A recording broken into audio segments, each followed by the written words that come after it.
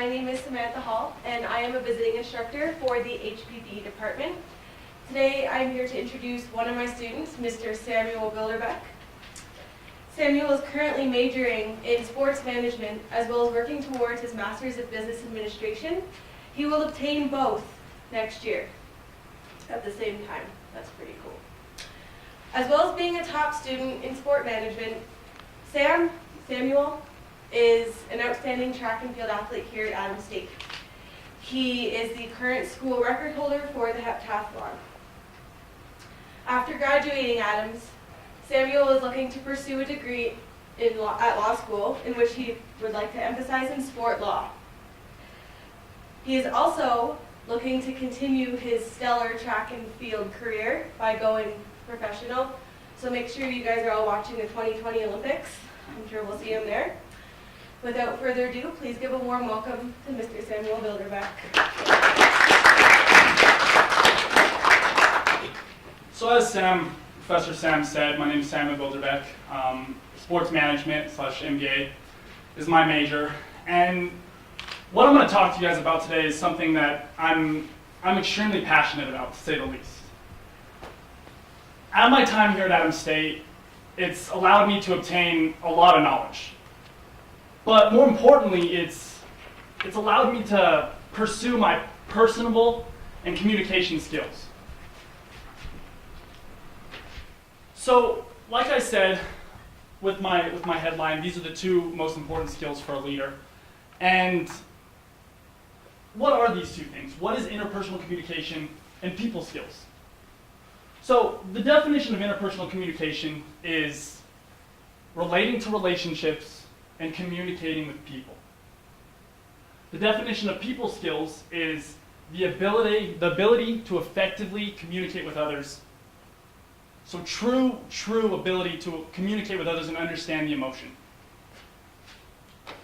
So I'm going to tell you guys an interesting story. You probably are wondering what the heck this is about, but how many of you know who Warren Buffett is?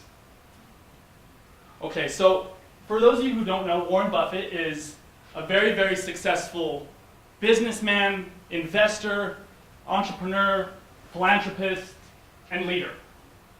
And Warren Buffett was born in Omaha, Nebraska, and when he was young, he was a numbers guy. All through his life, probably until he was about, 22 years old. And he was almost robotic. And when he was 19 years old, he graduated from the University of Nebraska. And basically, he was so smart that he had the ability to graduate at the age of 19 from Nebraska and then applied to Harvard Business School. Well, he didn't get in. Surprisingly, a lot of people were surprised about this, and at that time, and still no one really knows why. But he ended up getting into Columbia Business School and got his master's degree in economics. So after that, when he was 22 years old, he realized something. He realized he was great with numbers. Fantastic. The man, so to speak. But he was very bad with people. He couldn't talk to people. He didn't understand what it meant. So he decided, in the little Omaha newspaper in 1952, he decided to enroll. He saw this and he decided to enroll in a Dale Carnegie course in effective speaking, leadership training, and the art of winning friends and influencing people. So after he successfully completed this course, he became a very successful businessman, the second richest man in the world, actually. And on his wall, he doesn't have his master's degree in economics from Columbia. He doesn't have his undergrad degree from the University of Nebraska. Next to his father, a portrait of his father, the person he respects most, he has this degree. Because this is what he said changed him the most and made him the most successful. Now, I truly believe he would have been a successful businessman without this, because he was so good with the numbers, but this put him over the top. So, what exactly is this? A lot of leaders are perceptive. They're perceptive people. They see everything, they understand everything, they see where everyone's coming from. A lot of people, and even leaders, someone will say something to them, and it'll go right past them. They won't understand the true emotion. They might think they understand, but they really don't. And that's what it's all about, understanding the emotion, the intentions behind all of the information. That's what it's about. And I think that's what I'm so passionate about also, is understanding what people are thinking. So what this leads into is motivation, motivating people around you. That's what a great leader does. Motivates, right? Well, you can't motivate without being personable, being able to talk to people, and being able to understand what's going on in their minds, understand everything about them. Being perceptive. So like I said, motivation. You can't have motivation, or you can't motivate someone without being personable and being able to communicate effectively. You can't have it. And that is why a leader needs to possess those qualities. Is because when you want to motivate somebody, you can't just be like, you can do it, you know. You have to really motivate them. And I think there's a difference, really, between when some people say, yeah, I can motivate people, or I can really motivate someone, personally, potentially. So this is a really great picture, and the old norm of leadership was, you will do it my way. If you don't, something bad will happen. And this is a great picture. It's very dysfunctional, as you can see, because he's scolding her for doing something wrong, and this guy's kind of getting a kick out of it because he's happy it wasn't him, you know. But you don't want to have negative reinforcement. You're not trying to bring people down. True leaders want to bring others up. So the transfer of information, a lot of people, you know, the transfer of information, people talking, but this goes deeper. The transfer of information between a leader and someone else isn't just a leader giving advice or talking about something. The transfer of information coming from a leader and someone else is both people being benefited. A true leader can benefit from a conversation with somebody else. He can learn. He can have humility. That's a huge key in being a great leader, is the transfer of information and having the humility to learn. Getting the benefit from everyone around him and the person he's talking to. Not being, you know, I'm this big man that I know everything. No, that's not a leader. So I love this quote, and it's kind of interesting. A lot of people think leaders create the people around them into followers. They turn them into followers because everyone's like, you know, we're going to follow him, and this leader is going to say, you know, do it this way, you know, or lead them in some way, and they're just going to follow him. But no, what true leaders do is they create more leaders. They create a model, a true model for leadership. Now, it's something interesting to think about, you know, leaders creating other leaders. When you have a leader and he truly is personable, can communicate effectively, he's going to turn everyone around him into leaders. And that's how I believe, you know, maybe I'm a leader, is because of all the other people around me. It's not because of me. It's because I learned, and I was molded into becoming a leader. And that's how every other leader is created. So I did a study to see what people thought about my premise on communication and people skills. And I got 90 respondents, all of them students, college students. And so the first one is, on a scale of 1 to 5, how confident are you when walking into a job interview? 1, not at all. 5, I'm going to get the job. And it's skewed intensely towards the top, which shows that students, one of two things, either have a ton of confidence and they believe in themselves, which is great. It goes hand in hand with leadership. Or they know that's what's important and I want to be that way. So something interesting I found from a psychology standpoint in different scholarly articles that I've read is that millennials often are a little overconfident, which can be a good thing when you're so confident that you know you can do something, but almost sometimes to the point of narcissism. Now, narcissism obviously means, you know, it's all about me, I can do it, you know, but that's obviously a controversial topic, maybe for a different day, but that's just something interesting that I found out about it. So the next one is very similar. Would you sit down with top administrators at your college or university and talk to them about the changes you'd recommend to influence your school? And 62% of people said yes out of the 90, which again shows that most people are willing to go and talk to somebody, and they like people, they like interaction, and they're confident enough to be able to do it. So this final one is probably the most whopping number I had in my study. 73% of the students said, extremely likely or somewhat likely, if you're sitting in a setting with a complete stranger, how likely are you to strike up a conversation with them? So basically, 73% of them said, yeah, I would, It's because people love people. And here's the 2 points that I got from this study. First, like I said, people love people, they love communicating, they love understanding the true emotion behind it. The intentions everyone's thinking in their mind. Second conclusion is that students, the reporters, or the respondents, are confident. They're confident in themselves, or they believe confidence is a key, and being personable is a key, and they want to be able to sit down with somebody and know that they have the confidence to talk to somebody and be personable enough to talk to somebody, which is how great leaders are born. So these are 3 great leaders that I found reading a lot of different articles, and these 2 guys, I talked about Warren Buffett before, and Richard Branson. He's the founder of Virgin Corporation, another billionaire, owns 400 companies, and he's one of the most successful leaders in the world. And in an article, both of them, in the same article said, they believe communication and people skills is the most important thing to lead and to help yourself be successful as a leader.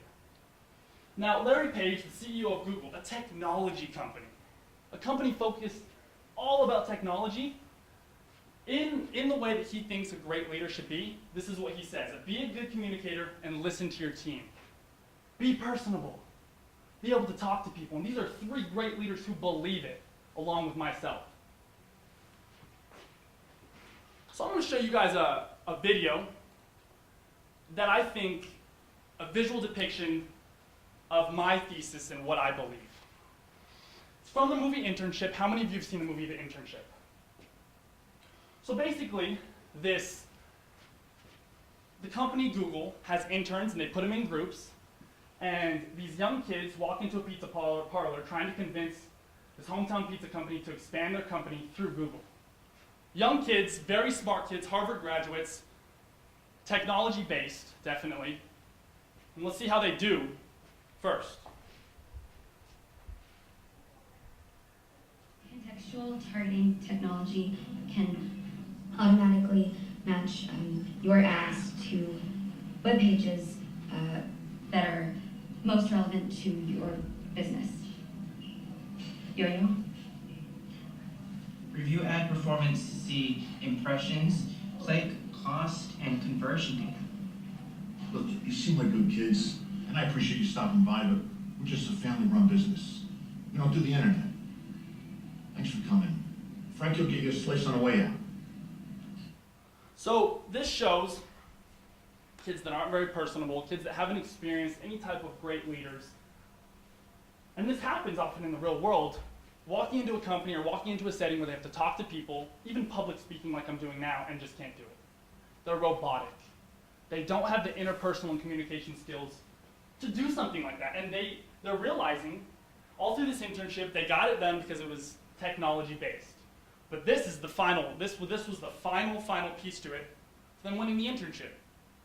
And they're realizing, man, we can't really do this. So 2 older salesmen from a completely different generation come in who are part of their intern team to try to help them out. And we're going to see what happens. Listen, I know where you're going. I'm not going to change anything.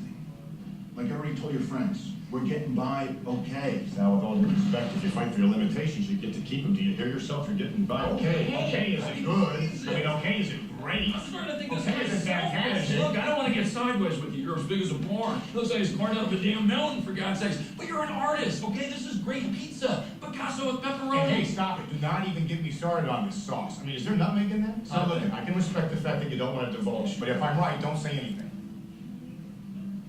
There's your answer. There's your answer. Now, come on. All I'm saying is, your Papa John's make all the dough, but Papa Sal's got the better sauce. You know what? Now you're starting to sound like him. He wants to open up a Sal's in Los Gatos. The bigger chains are killing us. We're barely staying afloat.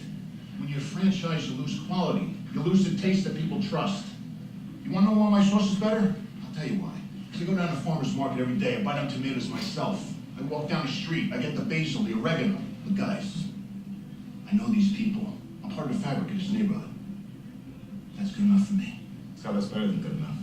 That's the best. We're not suggesting that you abandon the neighborhood here. All we're saying is, what if your neighborhood got a little bit bigger? Hey, look at this. These are all just people that love your pizza.